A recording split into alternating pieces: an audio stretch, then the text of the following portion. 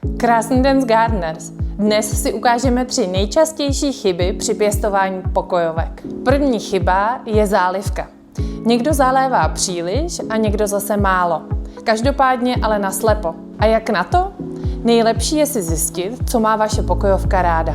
Kontrolujte vlhkost substrátu například pomocí prstu nebo sofistikovaněji vlhkoměrem. Obecně ale pamatujte, že méně je lepší než více.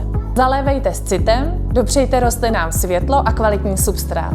Je to jednoduché, ale funguje to. Druhou chybou je umístění.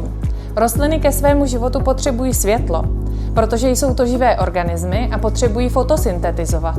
Proto když je dáte do temného kouta, chvíli tam přežijí, ale dlouho vám parádu dělat nebudou.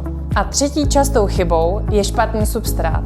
Tvrdne nebo je naopak přemokřený, rostliny nedýchají a uhnívají jim kořeny. Jak ale na to, co s tím? My v Gardeners mícháme substráty jednotlivým druhům pokojovek na míru. Proto se v něm mají jako v bavlnce. S pěstováním pokojovek vám rádi v Gardeners poradíme. A to jak na našich prodejnách, tak i online. Víc informací najdete na našem e-shopu www.gardeners.eshop.cz.